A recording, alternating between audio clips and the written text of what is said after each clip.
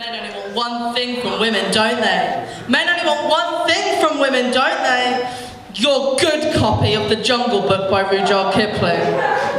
It's mine, boys, hands off. So on the subject of socioeconomic hierarchies, real wobbly, huh? So on the subject of socioeconomic hierarchies, there's one thing that bugs me about being at universities. Everyone, especially when you're studying English literature, everyone assumes that you're middle class. Even though I'm not. My dad still works in a factory as if the 80s didn't happen. Actually works in an onion factory, you know, where they make the onions. So my dad works in a factory, my mum is reliant on disability benefits. She just won her appeal. Yay! Well done, Mum, you're still disabled.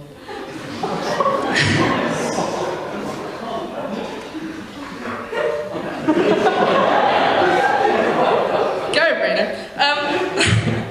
They assume I'm middle class, and I feel like I can't correct people because you're all so fucking well raised. You're just so nice. And so I just sort of nod and smile and pretend I know what the inside of a Waitrose looks like. You know, no, I love the pick and mix pasta aisle. What's Marmite without gold leaf? That's a real thing, by the way. I went to my friend's house. She asked me what I wanted for breakfast after a sleepover.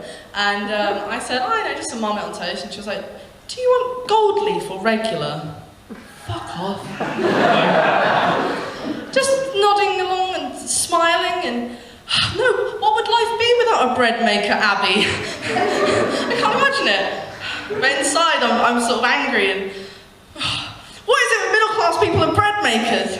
I went round that Abby friend's house and she said, oh, do you want to try my dad's new cinnamon and raisin loaf? He's experimenting with flavours. Oh, I didn't know your dad bakes. How very modern, Abby. No, he made it in the bread maker. Number one, cinnamon and raisin is a very well-established flavour. That is no experiment. Number two, putting ingredients in the magic box that makes bread is not baking. I'm sorry, Peter. I'm sorry. But no, as you can tell, I spend a lot of time just looking at my middle-class friends' cupboards and getting angry. That's my pastime. Just in my head, just have this angry voice saying, oh, it must be nice to be able to afford brands like Branston and Cubbinson's Organic Treacle. Must be nice to have family recipes. My family don't have family recipes. We can't afford the paper. Well, even if we could, my nan's illiterate. Anything she knows dies with them. Is that a sign that my nan... I think my nana might have died. If there's any spirits in the house, create a breeze. No, we're good. I keep seeing a lot about infant cot death on my Facebook feed recently. Is that anyone else seeing that? I think it's because everyone I went to secondary school with now has a baby. I don't think I need to mention that I'm from Essex. Sorry, that was a cheap joke, really. But I see a lot about infant cot death on my Facebook feed, and you know, I read the articles anyway because I'm laying down, I'm on my phone, it's in front of me, and I'll soak up anything. But I've read them, and I learned a lot about infant cot death and how to avoid it. You ought to have a baby sleeping flat on their back without a pillow, not on their side, and not in bed with a parent or anyone else. Because you might roll over and kill them. And this reminded me of an autobiography I had read about Maya Angelou's autobiography, actually. When she was 15, she was very poor and she had a baby. And her mother put her to bed with the baby because they couldn't afford a cot. And Maya was like, you know, oh, I probably shouldn't... What if I roll over and kill the baby in my sleep? And her mother said, if you love him, you'll know he's there, and you won't roll over and you won't kill him. And this moment really stuck with me. I don't have a baby, but I was drifting off to sleep one night on my laptop, and really drifting, and the laptop was, I should really like put it on the side, shouldn't I? I'm falling, anyway. So I thought to myself, you know, no, Grace, if you love it, you'll know it's there. You won't roll it, and you won't kill it. And I had to spend 560 quid on a new laptop.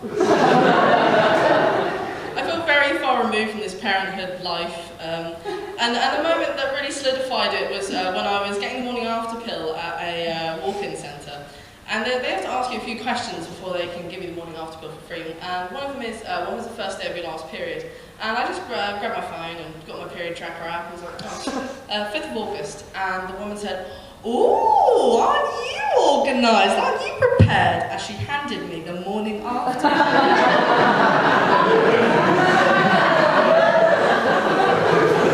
Not so bright, Sarah. No, I keep seeing a lot of discrimination against my people in the comedy world. I keep seeing a lot of discrimination against my people, and that's people with food intolerances. Even the sweet blonde mama's boy Russell Howard has been having mean jokes about my people. He referred to gluten intolerance as a middle-class problem, as if your stomach knows when you're in the wage bracket to be able to afford gluten-free bread. I don't know if you've seen that shit, but it's pricey. You know, this is the kind of attitude that makes Costa Coffee employees careless, and they make my caramel latte with dairy milk, not soya, and leave me to shit myself in Liverpool Street Station. Why would I make it up for attention? Why? Oh no, finding out I was lactose intolerant was actually quite a relief. Before that, I thought I was cursed, or...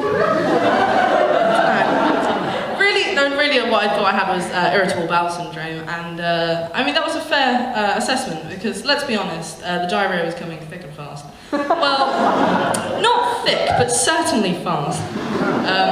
There was a little part of my brain wrote that joke and then sort of whispered to me while I was like, about to fall asleep, like, "I've got a joke, you should tell it." And I was like, "No, it's not really what I do." Like, "Go on, you should do it, they'll laugh."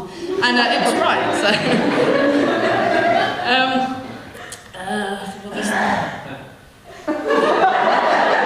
That's an excellent call. I loved it. I recently found out I was bullied as a child without realising it.